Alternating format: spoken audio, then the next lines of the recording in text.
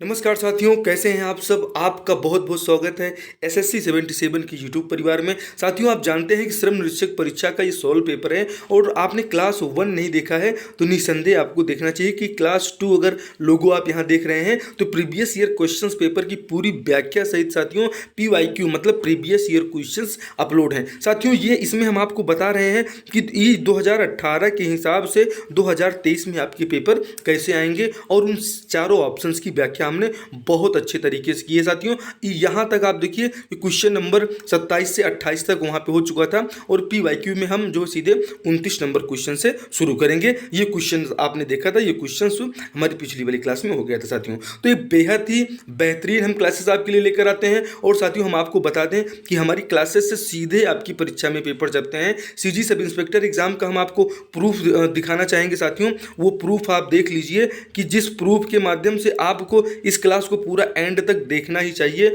और ये क्लास 1 आप जरूर देख लीजिएगा। और ये देखिए साथियों कि जो सब इंस्पेक्टर परीक्षा में काव्य भेद हमने एक क्लास अपलोड की थी जिसमें श्रव्य काव्य, दृश्य काव्य, महाकाव्य, प्रबंध काव्य के बारे में आपको अच्छे से बताया था। इसमें हमने जो साथियों एक स्लाइड आपको जो है पढ़ाई थी और इस स्लाइड को अगर आपने ध्यान से अगर पढ़ा होता तो आप देखिए कि आपके सब इंस्पेक्टर एग्जाम में 2 क्वेश्चन प्रश्न आपका दिया गया है वाक्यम रसात्मकम काव्यम। ये परिभाषा विश्वनाथ जी के द्वारा दी गई है। इसे किसने कहा, यह परिभाषा दी गई किसके द्वारा? विश्वनाथ के द्वारा। साथियों, निम्नलिखित में से कौन सी रचना महाकाव्य है? ये साकेत एकदम स्पष्ट लिखा हुआ है। हमने आपको काव्य, महाकाव्य सभी के एग्जाम्पल और उदाहरण सब कुछ बताए थे साथियों। ये आप यहाँ पे देख पा रहे होंगे। तो बेहद ही ऑथेंटिक क्लासेस हमारी होती हैं साथियों। मेहनत अगर आदत बन जाए तो कामयाबी मुकद्दर बन जाती है। चलिए अगली श्रृंखला में इस क्लास 2 में आपका बहुत बहुत स्वागत है और क्लास 2 एक बार जोरदार तरीके से अपने दोस्तों में साथियों शेयर कर दीजिए। आपके एग्जाम में पूरा पेपर आपको देखना चाहिए और अब आप देखेंगे आपके एग्जाम में आने वाले महत्वपूर्ण प्रश्न संख्या 29 से आप देखना चालू करेंगे साथियों। देखिए कि लेबर इंस्पेक्टर ओल्ड क्वेश्चंस में साल 2018 में आपसे प्रश्न पूछा गया था साथियों कि वैश्विक पवन ऊर्जा शिखर सम्मेलन का पहला संस्करण कहाँ होगा। इस साल 2018 का प्रश्न है, मतलब ये वैश्विक संस्करण की बात कर रहा है, वैश्विक पवन ऊर्जा का। तो साथियों ये जो है ऑप्शन ए में है जर्मनी, फ्रांस, भारत, ब्रिटेन, ये चारों हैं। अगर आपसे पूछ लिया जाए ऋषि सुनक कहाँ के प्रधानमंत्री हैं तो बता दीजिएगा भैया ये ब्रिटेन के प्रधानमंत्री हैं। और आप जानते हैं कि वैश्विक ऊर्जा शिखर सम्मेलन कहाँ हुआ था तो ऑप्शन आपका ए सही हो जाएगा, जर्मनी में हुआ था वैश्विक पवन ऊर्जा शिखर सम्मेलन का पहला संस्करण। अब साल 2023 में जो है कौन सा संस्करण होगा ये आपको जरूर पढ़ना चाहिए और इसके लिए हम आपके लिए लेकर आएंगे 10 महत्वपूर्ण MCQ मॉक टेस्ट जिसे आप दीजिएगा और आप पूरी तरह से सफलता पाएंगे साथियों। 1000 प्रश्न अगर हम आपको करवा देंगे तो 10 आप हमारे मॉक टेस्ट देखिएगा, बाकी पूरी तैयारी आप जहां कर रहे हैं करिए। अंत में हमारे पास आइएगा और ये लेबर इंस्पेक्टर और हमारी जो सब इंस्पेक्टरी क्लासेस हैं उन्हें भी जरूर अटेंड कीजिएगा साथियों। निम्नलिखित में से हबल क्या है? अभी 2018 का मोस्ट IMP क्वेश्चन और आज भी जो छत्तीसगढ़ की सभी नहीं भारत की सभी परीक्षाओं के लिए महत्वपूर्ण बना हुआ है, जिसमें लिखा गया है कि उपग्रह है, ये दूरबीन है, ये मिसाइल है, ये रॉकेट है। तो साथियों उपग्रह के भी बारे में, मिसाइल के भी बारे में, दूरबीन के भी बारे में, रॉकेट के भी बारे में क्लासेस अपलोड हैं। एक बार हमारे चैनल का विजिट कीजिए, तब आप बताएंगे कि हर्बल क्या है, हर्बल एक, हबल क्या है, ये दूरबीन है, हर्बल नहीं भाई साहब, हबल एक दूरबीन का प्रकार है। अगला प्रश्न देखिए, निम्नलिखित में से कौन सी शक्ति राज्यपाल को नहीं दी गई है? ये मोस्ट इंपॉर्टेंट क्वेश्चन आपका हो जाता है कि मंत्रिपरिषद को किसी सलाह पर पुनर्विचार करने के लिए कहना, क्या ये सही है? ऑप्शन बी में दिया गया राज्य विधानमंडल द्वारा पारित किसी विधेयक पर आपत्ति व्यक्त करना। तो जी हाँ, आपत्ति राज्यपाल तो व्यक्त करते हैं, आप लगातार जो है सुनते रहते हैं। मंत्रिपरिषद को राज्यपाल जी भंग भी कर देते हैं और किसी विधेयक को राष्ट्रपति को सहमति के लिए संदर्भित भी कर देते हैं, तो मतलब इसमें नहीं है। तो ये ऑप्शन जो है कि ये शक्ति हमारे राज्यपाल के पास में नहीं है। हमने संविधान की बहुत बेहतरीन क्लासेस आपके बीच में प्रस्तुत की है साथियों, उसे जरूर देखिएगा। और इसका मॉक टेस्ट हम 10 मॉक टेस्ट कॉन्स्टिट्यूशन का भी ले आएंगे, आप इन्हें जरूर देखिएगा। आपको पूरा पूरा आपका प्रश्न का 50% पोर्शन ऑफ एग्जाम आपके तैयार हो जाएंगे। तो क्वेश्चंस के लिए श्योर भी होते चलिए कि जो ऑप्शंस के उत्तर हम आपको दे रहे हैं वो पूरी तरह से सही है। तो एक बार लाइक तो बनता है साथियों, जोरदार तरीके से एक बार लाइक कर दीजिए। और साथियों अगली क्लास में आप जरूर देखिएगा आपकी सफलता की चाबी हिंदी व्याकरण की महत्वपूर्ण प्रश्न, इन्हें आप पूरा अटेंड करिएगा। और PYQ सेकंड में अगला हमारा सेशन क्या होने वाला है, अगला प्रश्न आप देखिए साथियों। तो इन क्लासेस को जरूर देखिएगा आपकी परीक्षा के लिए, और अपने दोस्तों में सेशन को जोरदार तरीके से आप जो है शेयर कर दीजिए और सबको बताइए कि आपके लिए बेहतरीन MCQ स्मार्ट स्टडी क्लासेस लेकर आया है। आपकी तैयारी के लिए पूरी सामग्री हमारे चैनल पे मौजूद है। साथियों 11वें विश्व हिंदी सम्मेलन का आयोजन निम्नलिखित में से किस देश में किया जाएगा? ये साल 2018 का अति महत्वपूर्ण प्रश्न है। अगर साथियों इसका PDF चाहिए आपको सेम टू सेम, तो ये सेम टू सेम PDF मिलेगा। इसकी जो साथियों जैसे ही लेबर इंस्पेक्टर ओल्ड का पूरा क्वेश्चन एंड होगा, ये साथियों आंसर टिक से, चूंकि आपको PDF भी देना होता है इसलिए हमने आंसर टिक करके दिया है कि ताकि आपको कंफ्यूजन ना हो कि हम तो जो है क्लास में पढ़ा दिया आपको और बाद में जब आप रिवीजन करने लगे तो आपके PDF में आंसर ही नहीं है और फिर से आपको कंफ्यूजन हो रहा है। ठीक है, तो वो कंफ्यूजन आपको नहीं रहेगा। खाली जाके लिख दीजिएगा कि इसमें टेलीग्राम में SSC 77, क्या लिखेंगे? SSC 77। ये यूट्यूब चैनल भी है और ये हमारा जो है टेलीग्राम चैनल भी है, तो इसे जरूर आप जो है देख लीजिएगा। ठीक है, चलिए 11वें विश्व हिंदी सम्मेलन का आयोजन निम्नलिखित में से किस देश में किया जाएगा? साथियों ये प्रश्न आपसे पूछा गया था, इसका सही उत्तर हो जाएगा कि मॉरिशस में किया जाएगा। आप जानते हैं कि मॉरिशस में एक ही पूरा बिल्कुल मिनी इंडिया आप मॉरिशस को कह सकते हैं, और ये मिनी इंडिया मोस्ट इंपॉर्टेंट है। अभी हाल ही में प्रधानमंत्री मोदी जी की ऑस्ट्रेलिया यात्रा हुई है, और ऑस्ट्रेलिया यात्रा में उस स्टेडियम का नाम बताइए जिसे मिनी जो है इंडिया कहा जा रहा है, इसका आप उत्तर हमें बताएंगे। अगला प्रश्न देखिए साथियों, फीफा विश्व कप, ये विश्व कप नहीं है साथियों, विश्व कप है, थोड़ा ध्यान से देखिएगा, ये जो टाइपिंग मिस्टेक है, ये फीफा विश्व कप है। ठीक है साथियों, क्या है फीफा विश्व कप? 2018 के संदर्भ में सूची 1 पुरस्कार है, सूची 2 फुटबॉल है। तो गोल्डन बूट का अवार्ड किसे मिला है? ऑप्शन आप देखिए, ये कोड भी आपको दिए गए हैं। ऐसी महत्वपूर्ण साथियों PPT हम आपको जो है सीधे टेलीग्राम पे देंगे साथियों, और ये PDF फॉर्मेट में होगा, आप इसे जरूर देखिएगा, ये क्लास आपको सीधे मिल जाएगी। गोल्डन बूट अवार्ड किसे मिला? कैलियन एम्बापे। गोल्डन बॉल अवार्ड जो है Tibet courteous. Golden globe award Harry Kane या यंग प्लेयर अवार्ड। तो साथियों आप जानते हैं कि इसमें आपको ऑप्शन से इलिमिनेटिंग भी आना चाहिए, और कैलियन एम्बापे जो थे साथियों, ये उस समय के यंग प्लेयर थे। तो देखिए D में 4 आपका कहीं जो है दिख रहा है, तो D में 1 भी आपको कहीं नहीं दिख रहा है। इसके सही आंसर की तरफ हम आपको लेकर चलते हैं, और ये आप देखिए कि सीधा सीधा अब आपको ऑप्शन B में दिख रहा होगा कि ऑप्शन B में पहले में तीसरा है। मतलब कूट A में ये देखिए कि ये जो गोल्डन बूट है साथियों, ये बिल्कुल पूरी तरह से सही है कि ये पहले में तीसरा है। मतलब हैरी केन को गोल्डन बूट अवार्ड मिला था फीफा विश्व कप में। अब आपके लिए इंपॉर्टेंट ये प्रश्न नहीं है, आपके लिए इंपॉर्टेंट है कि फीफा विश्व कप जो अभी हाल ही में 2022-23 में हुआ है, इसमें जो है इन चारों चीज़ों को आपको याद करना है, और याद आप हमारे MCQ वाली क्लास से जरूर हम आपको कराएंगे। अभी आप इसको ध्यान से देखते चलिए, और ये एक फॉर्मेट समझ में आपको आ रहा है कि आगामी एग्जाम में कौन कौन से प्रश्न आपके आने वाले हैं। तो क्वेश्चन का आंसर ऑप्शन B हो जाएगा, इसको कूट को आप मिलाएंगे तो आप देखें गोल्डन बूट अवार्ड जो 2018 में मिला था, golden boot award Harry Kane को मिला था। उसके बाद देखें गोल्डन बॉल अवार्ड किसे मिला था? तो लूका मैड्रिड को मिला था। उसके बाद आप देखें गोल्डन ग्लोब अवार्ड किसे मिला था? तो इसमें मिला था साथियों तिब्बत कोर्टियस को। और उसके बाद यंग प्लेयर अवार्ड, तो ये कैलियन एम्बापे हो जाएंगे। तो इस प्रकार से ये आपका बिल्कुल सही मिलान हो जाता है साथियों। ICC हाफ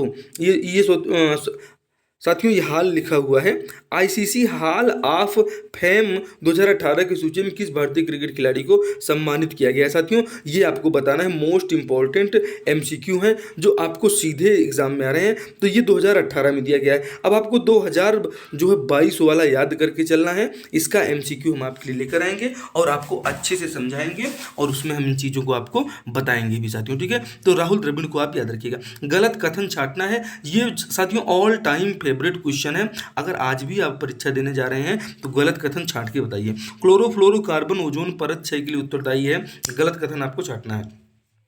क्या हरित गृह प्रभाव जो ग्रीन हाउस इफेक्ट है ये ग्लोबल वार्मिंग के लिए उत्तरदायी है? ओजोन जो है सूर्य से पृथ्वी की अवरक्त विकिरण को पहुंचने नहीं देते हैं। और अम्ल वर्षा का मुख्य कारण नाइट्रोजन एवं सल्फर ऑक्साइड है। तो गलत कथन को पहचानना है, मतलब कोई एक कथन इसमें से गलत है। देखिए साथियों, क्वेश्चन का लेबल जो है ना, लेबल बहुत खराब नहीं है, लेकिन आज के हिसाब से तो बहुत आसान लग रहा है, लेकिन 2018 के हिसाब से बहुत कठिन पेपर था। इस प्रश्न का जो साथियों सही उत्तर हो जाएगा ये देखिए आप, कि इसमें आपको गलत कथन पहचानना है कि ओजोन सूर्य से पृथ्वी तक अवरक्त विकिरण को पहुंचने नहीं देते हैं, मतलब यही आपका गलत कथन हो जाता है साथियों। ठीक है, आगे बढ़ते हैं। तो हमें लग रहा है ये प्रश्न आपको समझ में आया होगा। क्या क्या समझना इसमें महत्वपूर्ण हो जाएगा, समझना ये है साथियों कि गलत कथन नहीं, अब सही कथन आप पहचान लीजिए कि क्लोरोफ्लोरोकार्बन ओजोन परत 6 के लिए उत्तरदायी है।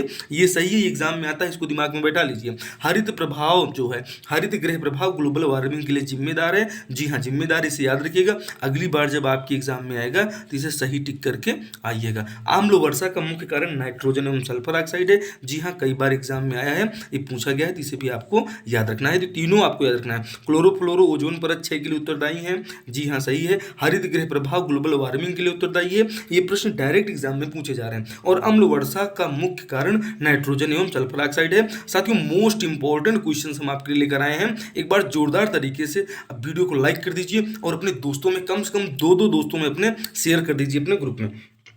साथियों, वायुमंडल से ऊंचाई के संबंध में निम्नलिखित का सही घटता हुआ क्रम है। तो भाई साहब, बहुत लोगों को तो अभी घटता बढ़ता क्या यही नहीं पता कि स्ट्रेटोस्फीयर आयनमंडल को कहते हैं, कि ट्रोपोस्फीयर किसको कहते हैं, जो मेसोस्फीयर किसे कहते हैं, और थर्मोस्फीयर किसे कहते हैं। तो ये साथियों, ये पूरी क्लासेस हमारे चैनल पर चलाई गई हैं और इस पर हम आपको जो है MCQ के माध्यम से सब कुछ हमने कंप्लीट कराया है। तो ये जो स्ट्रेटोस्फीयर होता है साथियों, इसकी ऊंचाई के क्रम अगर आपसे पूछा जाता है, और अक्सर इस टाइप के एग्जाम में क्वेश्चन आते हैं कि भाई साहब हवाई जहाज कहाँ पर उड़ते हैं। मात्र 5 क्लास हमारे विज्ञान की चैनल पे अपलोड है, उसे जाके देख लीजिएगा। इन सभी प्रश्नों के उत्तर आपको उन्हीं 5 क्लासेस में मिल जाएगा साथियों। तो स्ट्रेटोस्फीयर देखिए, पहले में ये क्या है, सबसे पहले चौथा आएगा, इसको घटता हुआ क्रम 4 3 1 2 एकदम देखिए। सबसे पहले आप देख रहे हैं घटते हुए क्रम में सबसे ऊपर स्ट्रेटोस्फीयर हो गया ये वाला, ठीक है। अब ये बोलो थर्मोस्फीयर, ठीक है, इसे आप देखिएगा पहले में चौथा है थर्मोस्फीयर हो गया, उसके बाद तीसरा हो गया मेसोस्फीयर हो गया, फिर उसके बाद पहला आ गया स्ट्रेटोस्फीयर, फिर आएगा ट्रोपोस्फीयर। तो इसका मिलान करिएगा और इसका क्वेश्चन की पूरी व्याख्या साथियों हमारे चैनल पे अपलोड है। बहुत बड़ी जो है पूरी तरीके से एकदम इंपॉर्टेंट सेशन ये हुए थे और इसे आप जरूर देखेंगे। निम्नलिखित बहुलकों के मध्य कौन सा एक जैव साक्षीय है, इसके बारे में आपको बताना है। बहुत ही जो है ये सारे क्वेश्चन अपलोड है और ये क्या है, एक सामान्य जानकारी, किसी भी पढ़े लिखे व्यक्ति से एक सामान्य जानकारी के प्रश्न है ये तो भाई साहब आना चाहिए। और अगर इसकी आपको तैयारी करना पड़ रहा है तो सोचिए कि बेसिक कितना कमजोर है, ठीक है। पॉलीथीन है, टेरिलीन है, पॉलीस्टाइरीन है और पीवीसी है। इसमें से सही उत्तर जो हो जाएगा साथियों कि पॉलीमर के मध्य कौन सा एक जैव क्षयी है, तो जो ये टेरिलीन होता है साथियों, ये पॉलीथीन, पॉलीस्टाइरीन और पीवीसी के बीच में ये जैव क्षयी होता है। ये साथियों मुख्य प्रदूषक फ्लाई ऐश को उत्पन्न करता है। आप जानते हैं कि इसको हमने पढ़ाया है और ये हमारे एग्जाम में आता है कि जब आप देखते हैं सीमेंट उद्योग में, लौह इस्पात उद्योग में, थर्मल पावर प्लांट में, चमड़ा उद्योग में, तो भाई साहब आप जानते हैं जो है कानपुर चमड़ा उद्योग के लिए प्रसिद्ध है। कानपुर कहाँ पड़ता है, उत्तर प्रदेश में, और उत्तर प्रदेश के मुख्यमंत्री कौन है, योगी आदित्यनाथ। वहाँ के जो है राज्यपाल कौन है, इसे आप जो है कमेंट बॉक्स में छाप कर हमें बताइएगा। साथियों, थर्मल पावर प्लांट, आप जानते हैं थर्मल पावर प्लांट अभी हाल ही में चर्चा रहा है, कौन सा, यूक्रेन वाला। तो यूक्रेन वाले का नाम आप जरूर याद रखिएगा, यूक्रेन वाले का, ठीक है साथियों। यूक्रेन कई बार आप जानते हैं कि युद्धग्रस्त है और विश्व बैंक से बहुत सारी मदद मिल रही है। तो मुख्य प्रदूषक फ्लाई ऐश का जो उत्पन्न करता है, ये हमारे थर्मल पावर प्लांट जो होते हैं ये फ्लाई ऐश उत्पन्न करते हैं। इन्हें आपको एग्जाम के लिए दृष्टि से मोस्ट इंपॉर्टेंट अभी भी है, ठीक है। और आप एकदम कंफर्म होते चलिए कि ऑप्शन सी आपका पूरी तरह से सही है। अम्ल वर्षा के लिए जल की पीएच मान का परास होता है। इसमें एसिड रेन वाटर है पीएच रैंगिंग फ्रॉम, हमने इंग्लिश में इसलिए इसको दे दिया कि ताकि आपको क्वेश्चन समझ में आए, कि बहुत लोग को परास नहीं समझ में आए तो ये समझ में आ जाए कि रैंगिंग इसका मतलब होता है। और इसका ऑप्शन ए आपका सही होता है। 3.5 से 5.6 अम्ल वर्षा जल के पीएच मान का जो है इसका परास होता है, इसे आपको याद रखना है। ऑप्शन ए आपका सही हो जाएगा। संसद द्वारा भारत का जैव विविधता एक्ट कब पारित किया गया, इस प्रश्न का उत्तर आपको बताना है। मतलब सभी क्षेत्रों से क्वेश्चन पूछे गए हैं साथियों, इस चीज को आपको ध्यान में रखना है। खाली ये 2018 का प्रश्न पत्र सॉल्व करना आपका उद्देश्य नहीं है, आपका उद्देश्य 2018 के प्रश्न पत्र के माध्यम से हम 2023 की रणनीति कैसे तैयार करें। तो देखिए, संसद द्वारा भारत का जैव विविधता एक्ट कब पारित किया गया, मतलब आपको श्रम जो है कानून, जो श्रम कानून है उन्हें भी बहुत अच्छे से पढ़ना है। पूरे श्रम कानून की एक यूनिक क्लास लेके आऊँगा, उसी में से पूरे क्वेश्चंस आपको मिल जाएंगे साथियों, ठीक है, जो आपकी परीक्षा में आने वाले होंगे। तो संसद द्वारा भारत का जैव विविधता एक्ट कब पारित किया गया है, मोस्ट इंपॉर्टेंट क्वेश्चन हो जाता है, और इस साल हो जाता है 2002। इसमें प्रधानमंत्री आपसे पूछ लिया जाए कौन थे, तो अटल बिहारी वाजपेयी थे।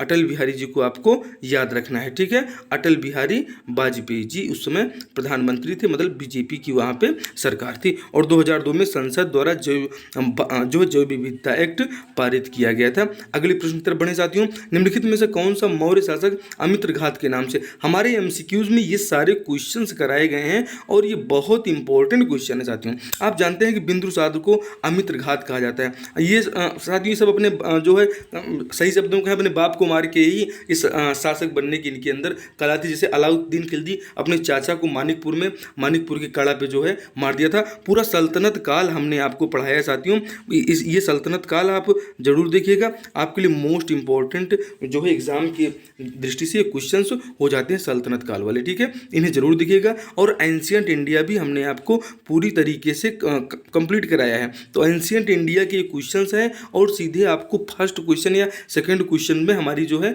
एमसीक्यू वाली क्लासेस में ये प्रश्न मिल जाएगा, जो है बिंदुसार को कहा जाता है, ठीक है साथियों। अशोक महान को आप जानते ही हैं कि अशोक के शिलालेख किस में थे, तो आप जानते हैं कि किस लिपि में थे, यहाँ से इनके लिए प्रश्न आते हैं। सर्वाधिक इनके जो है आप देखेंगे इन्होंने कौन सा धर्म का संरक्षण किया था, ये भी इनके एग्जाम में पूछे जाते हैं, ठीक है साथियों।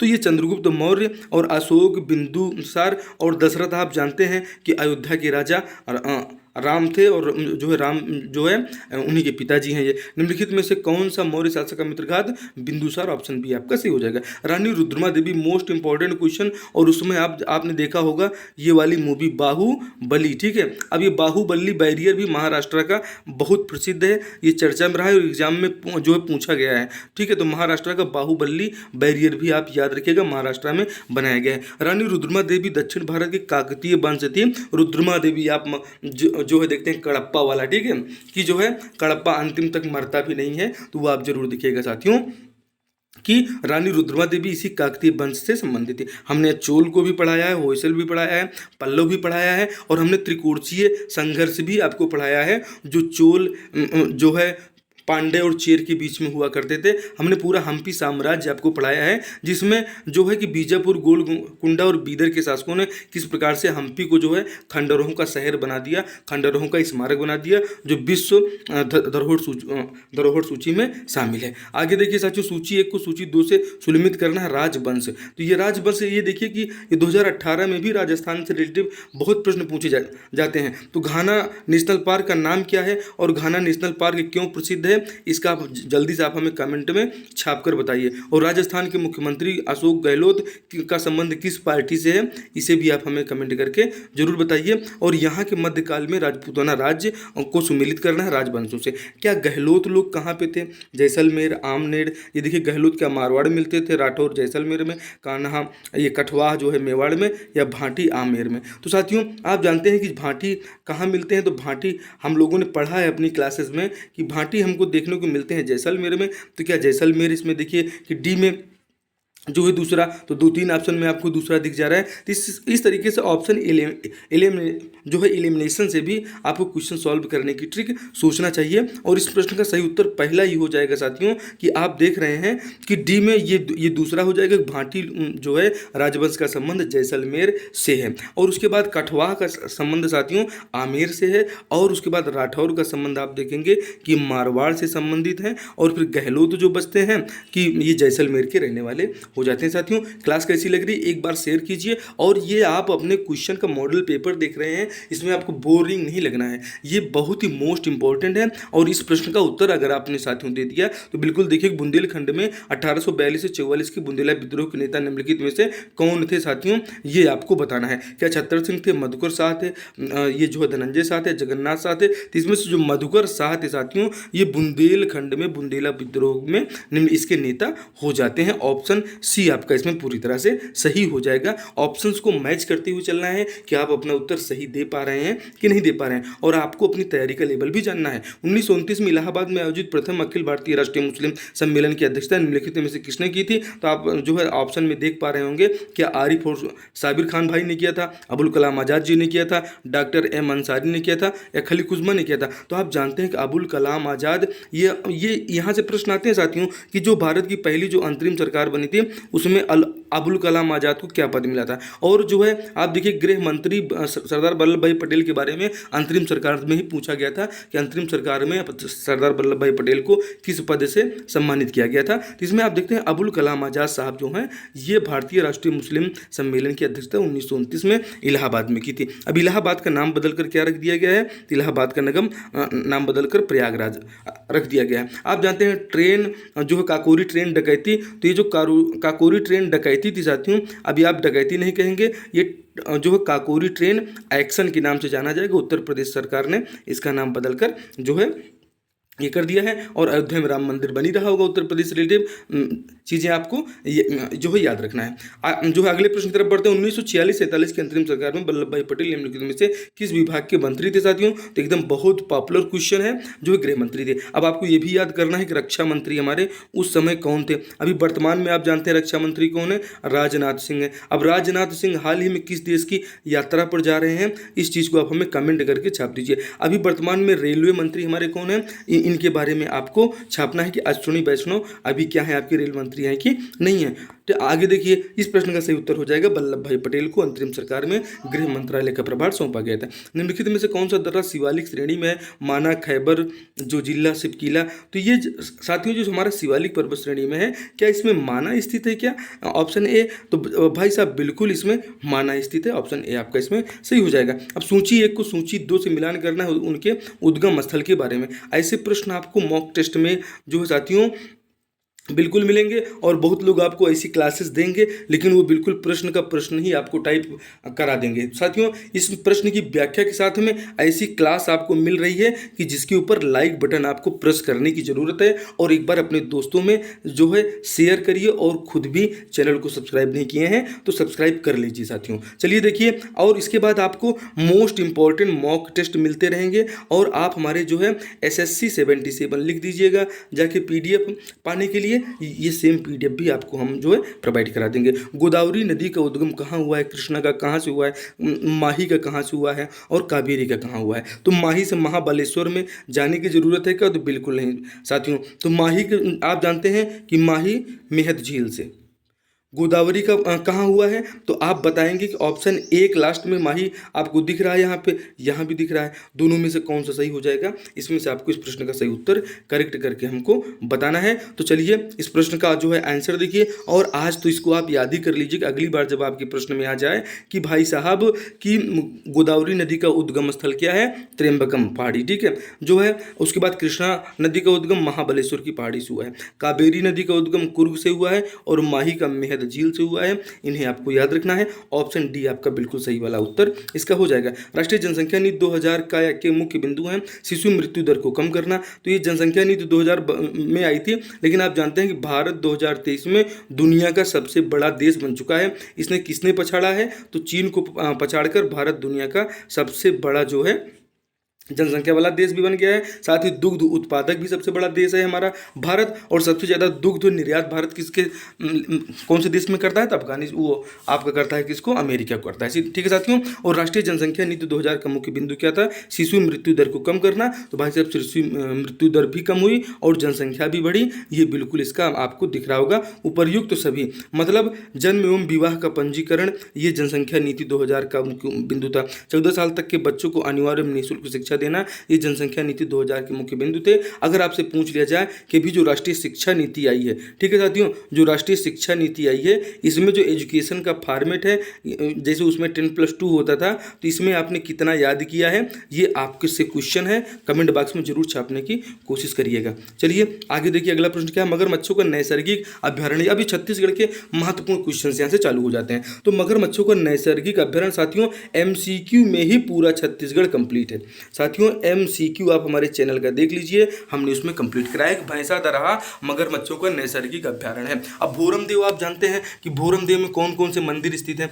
आप जानते हैं कि जो है यहाँ पे भोरम देव महोत्सव का भी आयोजन होता है, और यहाँ पे एकदम सबसे नवीन आप पार्क देखेंगे तो ये भी यहीं पे मिलेगा। उदयंती अभ्यारण्य कहाँ पर स्थित है, इसे भी आपको जानना चाहिए। और पामेड़ किस जिले में पड़ता है, तो आप जान लीजिए बीजापुर जिले में पड़ता है, ठीक है। तो मगरमच्छों का नैसर्गिक अभ्यारण्य कौन सा है, भैंसा दरहा है। ऑप्शन 1 आपका पूरी तरह से सही हो जाएगा, ठीक है। आगे बढ़ते हैं साथियों, सूची 1 को सूची 2 से सुमेलित करना है। ये साथियों इतनी इंपॉर्टेंट है कि पर्रा भर लाई कौन नहीं जानता कि प्यारे लाल गुप्त की श्यामलाल चतुर्वेदी की है। तो आप देखिए कि चौथे में तीसरा कहाँ दिख रहा है, 2 जगह दिख रहा है भाई साहब, तो ये बिल्कुल सही है। बंशीधर पांडे की हीरो की कहानी कितनी बार एग्जाम में आई है, आपको याद रखना चाहिए कि नहीं, जो रखना चाहिए तो बिल्कुल रखना चाहिए। तो ऑप्शन बी इस हिसाब से आपको दिख रहा है कि ये देखिए कि इस प्रश्न का जो सही उत्तर हो जाता है कि बंशीधर पांडे की रचना का नाम है हीरू के कहनी। और उसके बाद आप देखेंगे कि श्यामलाल चतुर्वेदी ने लिखा है तीसरा पर्रा भर लाई,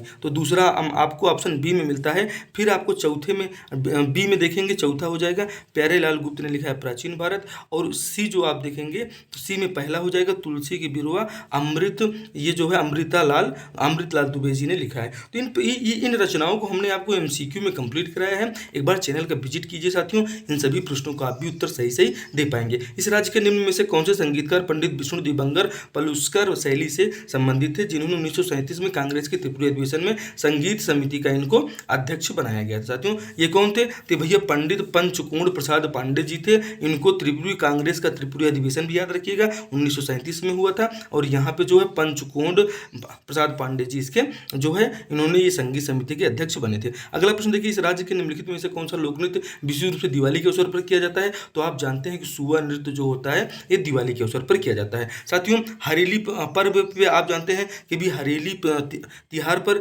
जो छत्तीसगढ़ सरकार द्वारा कितनी योजनाओं का शुभारंभ किया गया। हमने जो है करंट अफेयर की सारी क्लासेस में कंप्लीट कराया है। आप मार्च वाला पूरा करंट अफेयर हमारी क्लासेस का एक बार रिवीजन कर लीजिएगा, एग्जाम में जाने से पहले हम जो है करंट अफेयर की भी क्लासेस लेकर आते हैं साथियों, उन्हें भी आप जरूर देखा कीजिए। तो ये सुआ नृत्य आप देख पा रहे होंगे जो है इस राज्य की जनौला पूंछी ले पानी पिए मूड़ी ललियाए का उत्तर क्या है, तो आप जानते हैं कि जब एक यहाँ पे दीपक जलता है, ठीक है, एक यहाँ पर दीपक जलता है और इसमें ये बाती लगी रहती है, पूंछी ले पानी पिए। अब इसमें क्या है, पूरा जो है तेल भरा हुआ है, तो पूंछ से क्या कर रहा है, पानी पी रहा है और इधर पूरा प्रकाश दे रहा है। तो पूंछी ले पानी पिए मूड़ी ले ललियाए, इस प्रश्न का सही उत्तर हो जाएगा दिया। ऑप्शन सी आपको बिल्कुल सही लगना चाहिए साथियों, ऑप्शन सी। अगला प्रश्न देखिए, निम्नलिखित में से इस राज्य की अति पिछड़ी जनजाति के रूप में सूचीबद्ध नहीं किया गया है, तो साल 2018 में साथियों परजा को सूचीबद्ध नहीं किया गया था। बाकी अति पिछड़ी जनजाति में बिहोर बैगा कमार ये जनजातियां शामिल हैं, इसको हमने आपको पढ़ाया है। आप जनजातियों वाली एक क्लास देख के जाइएगा, सब कुछ आपको याद हो जाएगा, ठीक है साथियों। उसका लिंक हम इसमें जरूर प्रोवाइड करा देंगे।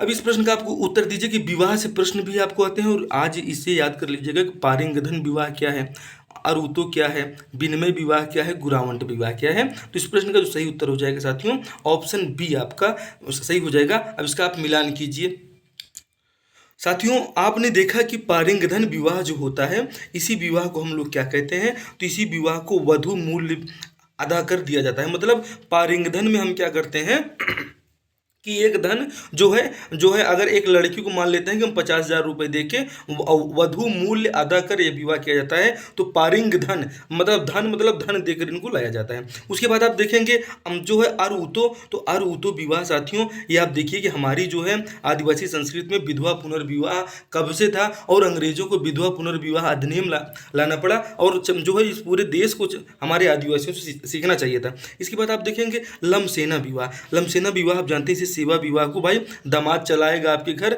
और खूब सेवा पानी करेगा, और भाई जो है पूरी सेवा होगी। फिर बचता है जो है कौन सा विवाह, गुरावंट विवाह। तो गुरावंट विवाह का जान लीजिएगा, इसे विनिमय विवाह कहा जाता है। तो ये ऑप्शन बी आपका सही हो जाएगा। सरहुल इस राज्य में से निम्नलिखित में से किस जनजाति का त्यौहार है? बच्चा बच्चा जानता है, उरांव जनजाति का त्यौहार है। अब गोंड का कौन सा है, कोरबा कौन सा है, माड़िया कौन सा है, इनके क्षेत्रों को भी याद रख लीजिएगा। एक जनजाति की मात्र 40 मिनट की क्लास है साथियों, उसमें आपको जनजातियों से रिलेटिव सभी प्रश्न आपको एक ही क्लास में मिल जाएंगे। और CGSI प्री एग्जाम में तो उस क्लास से एक ही क्लास से कम 3 से 4 क्वेश्चन आए हुए थे साथियों। ठीक है, इसे आप जरूर देखिएगा, ये उरांव हो जाता है। इस राज्य में निम्नलिखित में से किस क्षेत्र में धातु कला के निर्माण के लिए जनजातियों को द्वारा भ्रष्ट मोम पद्धति अपनाई जाती है? तो आप जानते हैं कि हमने एक अपने चैनल पे वीडियो अपलोड किया था कि धातु कला के लिए बस्तर एकदम जो है हेड है, और बस्तर का मुख्यालय कहाँ पर पड़ता है? तो जगदलपुर में पड़ता है। और धातु कला की वीडियो भी आप जरूर हमारी क्लासेस में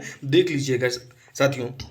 अगला प्रश्न देखिएगा, अगला प्रश्न है साल 2017-18 में 2011-12 की स्थिर कीमतों पर छत्तीसगढ़ के, ये शक नहीं है यार भाई साहब, ये है क्या लिखा हुआ है, सकल लिखा हुआ है। ठीक है, सकल घरेलू उत्पाद में द्वितीय क्षेत्र की अनुमानित योगदान क्या है? तो ये अनुमानित योगदान आपसे पूछा गया था। तो 36.68% ये जो है साल 2000 में कब था? 17-18 में था। अभी आपको याद करना है कि जो आर्थिक समीक्षा, ये साथियों आर्थिक समीक्षा की पूरी क्लास अपलोड है, आपके एग्जाम में आने वाले क्वेश्चंस भी अपलोड हैं। एक बार हमारी जो है इस पूरी प्लेलिस्ट का विजिट कर लीजिए, और आपकी परीक्षा के लिए क्लासेस आपको जो दिखेंगी सारी क्लासेस को देखते जाइएगा, और पूरी क्लास को देख के आप ये एग्जाम क्वालिफाई कर सकते हैं। छत्तीसगढ़ के सकल घरेलू, अभी ये आप यहाँ पे देख पा रहे होंगे साथियों, थोड़ा थोड़ा सा ये जो देख रहे हैं घरेलू उत्पाद में, कृषि उत्पाद में कृषि एवं संबद्ध क्षेत्रों की स्थिर कीमतों पर आर्थिक वृद्धि 2017 में क्या अनुमानित की गई थी, ये प्रश्न आपसे पूछा जा रहा है। तो साथियों 2.89% इसकी वृद्धि दर 2017-18 में अनुमानित की गई थी। ऑप्शन डी आपका इसमें सही हो जाएगा। छत्तीसगढ़ राज्य में आरक्षित वन क्षेत्र का प्रतिशत आपसे एग्जाम में कई बार पूछा जाता है, और ये अभी भी इंपॉर्टेंट है, मोस्ट इंपॉर्टेंट है, याद रखिएगा साथियों। इस प्रश्न का सही उत्तर क्या होगा कि 43.19% छत्तीसगढ़ राज्य में वन आरक्षण का प्रतिशत है। ठीक है, प्रधानमंत्री फसल बीमा योजना कब प्रारंभ की गई थी? तो साथियों अगर आपसे यही पूछ लिया जाए कि जो किसान सम्मान निधि कब प्रारंभ की गई थी, आप बताइए साथियों कि किसान सम्मान निधि, प्रधानमंत्री आवास योजना जो है PM आवास का शुभारंभ कब हुआ, जीवन ज्योति योजना का शुभारंभ कब हुआ, उज्ज्वला योजना का शुभारंभ कब हुआ? साथियों ये सारी क्लासेस हमने जो सेंट्रल स्कीम्स के नाम से पढ़ाया है उसे एक बार देख लीजिएगा, और इस प्रश्न का बता दीजिएगा साल 2016 में फसल बीमा योजना लागू होती है छत्तीसगढ़ में। राज्य के मुख्य सचिव के विषय में क्या सही है साथियों, ये आपको उत्तर बताना है। ऐसे प्रश्न आपको साथियों टाइप सुधा तो बिल्कुल नहीं मिलने वाले हैं कि वह जो है मंत्रिमंडल का सचिव होता है। जी हाँ, बच्चा बच्चा जानता है कि राज्य का मुख्य सचिव मंत्रिमंडल का सचिव होता है। वह मुख्यमंत्री का मुख्य सलाहकार होता है। जी हाँ होता है। वह सभी सचिवों का मुखिया होता है। जी, सबसे बड़ा नौकरशाह कहा जाता है। वह समस्त लोक सेवकों का मुखिया है, सबसे बड़ा नौकरशाह है। ऑप्शन डी आपका इसमें साथियों चारों ऑप्शन सही हैं। अब ये बताइए सामान्य जागरूकता के ही तो प्रश्न है, और जैसा कि आपके सिलेबस में एकदम सबसे ऊपर में लिखा रहता है कि आपसे वही आशा की जाती है जो एक पढ़े लिखे व्यक्ति से आशा होती है। ठीक है, तो आप समाज के एक पढ़े लिखे व्यक्ति खाली बनिए, एग्जाम आपका क्वालिफाई हो जाएगा। राज्य प्रशासन की अवधारणा किस शासन व्यवस्था में पाई जाती है? तो राज्य प्रशासन आप देखते हैं संघात्मक शासन व्यवस्था में ऐसी व्यवस्था आपको पाई जाती है। संसदीय जो है व्यवस्था कहाँ से ली गई? संसदात्मक शासन व्यवस्था। एकात्मक शासन व्यवस्था कहाँ से ली गई है? और अध्यक्षात्मक शासन व्यवस्था कहाँ से ली गई है?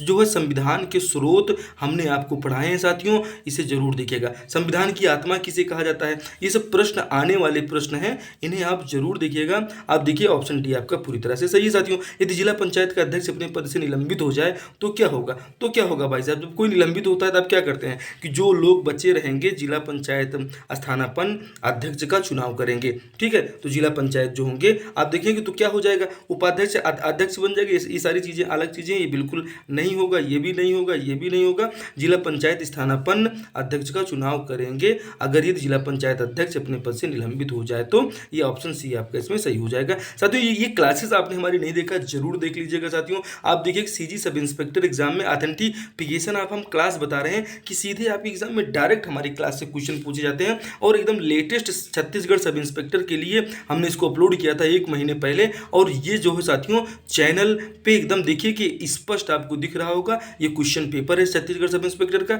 मतलब सीजी व्यापम का एग्जाम। और सीजी व्यापम सीजी पीएससी के एग्जाम में जितने लोग बैठ रहे हैं साथियों, ये 2023 का सॉल्व पेपर आप देखिए कि श्रम निरीक्षक 2023 का सॉल्व पेपर भी हम लेकर आएंगे, लेकिन सॉल्व पेपर भी हमारा होगा और क्वेश्चंस भी हमारे होंगे। आप हमारे मॉक टेस्ट खाली देखिएगा, न्यू पैटर्न भी हम आपको समझाते हैं। ठीक है साथियों, तो कैसे होता है एग्जाम और इन क्लासेस को भी देखिएगा। आधुनिक इतिहास की महत्वपूर्ण क्लासेस चैनल पे अपलोड हैं। और साथियों प्रश्न संख्या 1 से 30 तक क्लास 1 में हमने आपको समझाया है, क्लास 1 भी जरूर देखिएगा। और अब इसके बाद बहुत जल्दी आपके बीच में हिंदी की क्लास आएगी, जो है PYQ की हमारी ये क्लासेस जरूर अटेंड कीजिएगा। क्लास 1 नहीं देखिए तो क्लास 1 भी देखिएगा। और यहाँ तक अगर आप आए हैं तो साथियों जो पसीने से नहाएगा, जो पानी से नहाएगा केवल लिबास बदलेगा, और जो पसीने से नहाएगा वो इतिहास बदलेगा। तो इतिहास बदलने की अगर इच्छा है तो स्मार्ट स्टडी क्लासेस को सब्सक्राइब कीजिए। और ना दुख ना तकलीफ तो क्या खाक मजा है जीने में, बड़े बड़े तूफान थम जाते हैं जब आग लगी हो सीने में। और ये मंजिलें जो हमारे बहुत साथी बार बार फेल हो रहे हैं, तो प्रीवियस ईयर क्वेश्चंस उनके लिए मोस्ट इंपॉर्टेंट हो जाते हैं। क्योंकि साथियों प्रीवियस ईयर के क्वेश्चंस हमें ये बताते हैं कि जो पहले के क्वेश्चंस हैं कि भाई मंजिल क्या है, मंजिल बहुत दूर है और मंजिल से हमें घबराना नहीं है। तो जो प्रीवियस ईयर के क्वेश्चंस को आपको समझना है। और इससे एक शेर मैं आपको सुनाता हूं जो आपके लिए बेहद मोटिवेशन होगा कि जब साथियों मंजिल पे पाने के लिए आपको बेहद ही मेहनत करना पड़ता है, जुनून बनना पड़ता है। और जब जुनून के लिए आप अपनी मंजिल के लिए निकल पड़ते हैं साथियों, तो होता क्या है कि इस मंजिल की जो राह है साथियों, ये बड़ी कांटों भरी होती है, बहुत सारी दुख समस्याएं आती हैं। और जब इसमें आपके छाले पड़ जाते हैं तो साथियों आपके जब पाँव में ये छाले पड़ जाते हैं तो इन छालों को देखकर एक शेर याद आता है कि ऐ मंजिल इन पाँव के छालों को देखकर क्यों इतनी दूर चली जाती है। पाँव के छालों को देखकर ऐ मंजिल इतनी दूर क्यों चली जाती है।